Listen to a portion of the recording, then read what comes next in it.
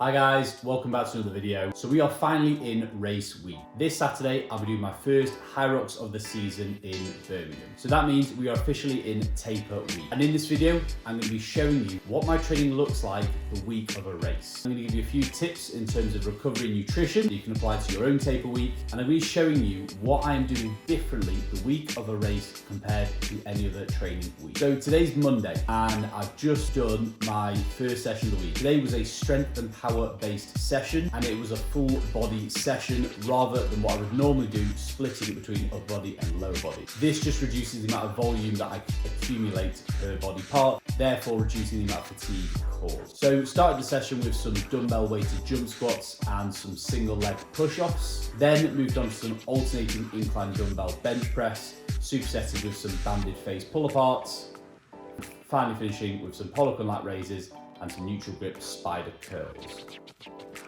So my first tip to apply to your TAPER week is to reduce your training volume by between 30 and 50%. For example, in the session that I've just done, rather than doing the normal 4 sets, I just did 2 sets. This basically just reduces the amount of work that my muscles have to do, and this basically just reduces the amount of fatigue caused from the session. But notice how I said reduce it by 30 to 50%. We don't want to cut out all volume completely, as that might leave us going into race day feeling tired and lethargic. We want to keep a bit of training volume in there, just to keep our bodies ticking over and get our muscles prepped and primed for race day. All right, so today is Tuesday, and today I've got my last bit of running intensity to do. So it's a tempo interval session, 5-minute warm-up, and then 3 rounds of 5 minutes at tempo pace, which for me is about 3:54 per kilometre, 1 minute walk and recovery, a few strides at the end, and then a nice easy 5-minute cool down. So the whole session will probably take me less than half an hour. But just doing a bit of speed running and touching a bit of my threshold pace is just going to keep my body accustomed to running at that pace, so then when I have to do it on race day, it doesn't feel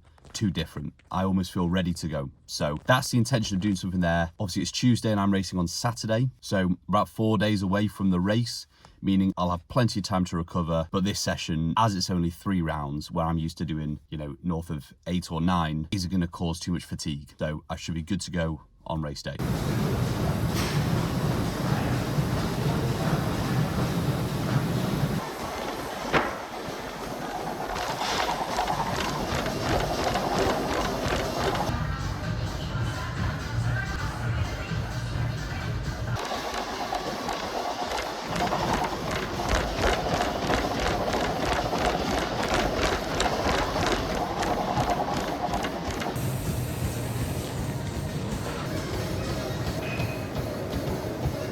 So another thing to bear in mind when you're trying to taper for a race is to maintain a level of intensity in your training the week of your race. A big mistake people make is reducing both their training volume and their intensity leading up to the race. The idea obviously is to reduce fatigue as much as possible so you get to the start line feeling fresh. The issue is, yes, we need to clear the fatigue in our muscles, but we also want our nervous system to feel prepped and primed to compete on race day. And how we do this is to sprinkle in a bit of intensity intermittently throughout the week leading up to the race. For example, in the session I've done just then, I managed to hit some of my threshold paces, but I've only done 3 rounds. I almost finished the session feeling like I could go for another 3 rounds. Therefore, I've managed to maintain a bit of speed in my legs, but I've not caused any fatigue. This is just going to help keep my body primed and prepared for the intensity on race day. Now, obviously today is Tuesday, so I am still 4 days away from the race. I personally wouldn't do anything too intense 1 to 2 days out from the race, just because, again, you don't want to cause too much fatigue. But doing something like that 4 or 5 days out is only going to be beneficial for your performance on race day.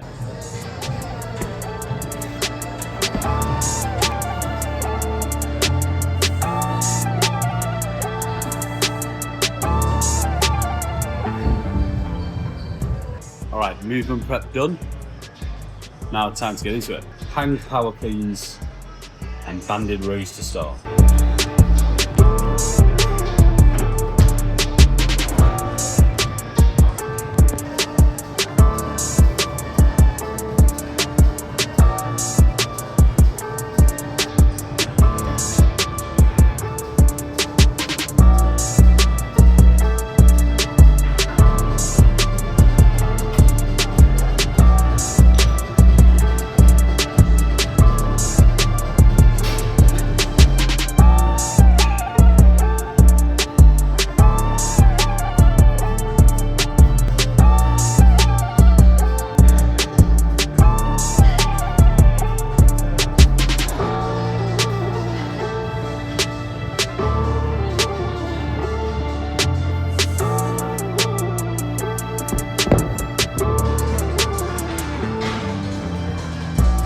Session done.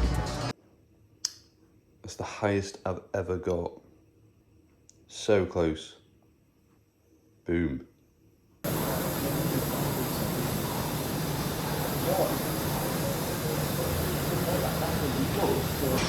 So, 2 days out from the race now, and then pretty much my last session is a easy 40-minute bike.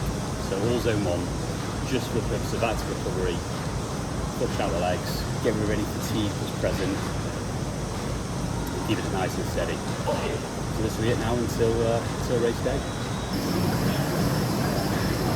Job done. So today's Friday, that means tomorrow is race day. Now, the day before a race, I won't train. I'll have a complete rest day, I'll chill out. I know some people like to do these easy shakeout runs or erg sessions, but I personally haven't got anything from them. They don't necessarily make me feel any more alert or ready to train, and I don't necessarily want to risk causing any undue fatigue. So I personally don't do a thing. I might go for a bit of a walk later on just to get some movement in, but otherwise I completely chill. The day before a race, I prioritize 2 things. Number 1 is a haircut that I've just obtained. That's just going to help me stay streamlined on the course tomorrow, and will actually help make my head feel a bit cooler. It definitely does help. The other thing is I prioritize my nutrition. Now, leading up to a race, I don't change anything in my diet at all. The only thing I will do differently is the day before a race, I'll increase slightly my carbohydrates in each of my meals. So I end up eating the same thing as I normally would, just increasing the portion of my carbohydrate. So for example, I've got my normal lunch tuna pasta salad that I pre-make every week. When I've pre-made this, I've got 100 grams of pasta rather than my usual 80. So just gradually increasing the sizes of my carbohydrate will be enough to fill up my glycogen stores, make sure I've got enough energy readily available on the day. I don't think you need to go overboard. You know, myself, I'm hoping the race will take me just over an hour. But for the average person, around that 90-minute mark to 2 hours, you're not going to need to have tons and tons and tons of energy stored in the same way you would a full marathon, which might be double that amount of time or more. So that's what I do the day before a race. I'll show you a bit more about what my nutrition looks like leading into the race when I record my race day video tomorrow. But for now, it is just a case of chilling out, focusing on some recovery, taking your mind off the race and fueling up well. So something that I'll also do the day before a race is increase my electrolyte intake. These are the MyProtein HYROX electrolytes. I like the orange flavor. Normally I'll just have 2 scoops in the morning, but today I'll be having double that. So I've had 2 this morning and I'll have 2 now. The idea behind that is you want to increase your sodium intake the day before a race just to prevent dehydration on the day, because I've been there. Cramp happens on the day, and when it does, it's horrible. So I try and do everything I possibly can to prevent that happening in the first place. You can actually use my code NFletcher for 15% off MyProtein. So feel free to go and check them out, but I definitely recommend these. So something else that I'll do the day or the week before a race is actually re-watch some HYROX racing. This might sound strange, but I find getting some exposure to the race environment, even just by watching, this is the singles elite race in Hamburg, gets my mind in gear for what the race is going to feel like. Almost watching these guys, you start to remember what it feels like on race day. So this just basically prepares me mentally. A psychologist can probably explain why this helps, but I just find it gets me in the mindset, gets me mentally in the race already, and just makes the whole day seem a little bit less overwhelming. So that is pretty much it, guys. That is taper week done. All I've got to do left tonight is have my evening meal, probably a big carby meal, probably some pasta, maybe have some supper as well if I'm still feeling hungry, and then I'll be off to bed for a good night's sleep ahead of race day tomorrow. So the next video will be starting tomorrow, where I'm going to walk you through exactly how I get prepared for a race, what I eat beforehand, how I get warmed up, and of course, how I get on in the race itself. So thanks as always for watching, and I'll see you on race day. So just thought I'd show you what we're working with for tea. Very simple, pasta, peas, chicken, sauce. Perfect pre-race meal.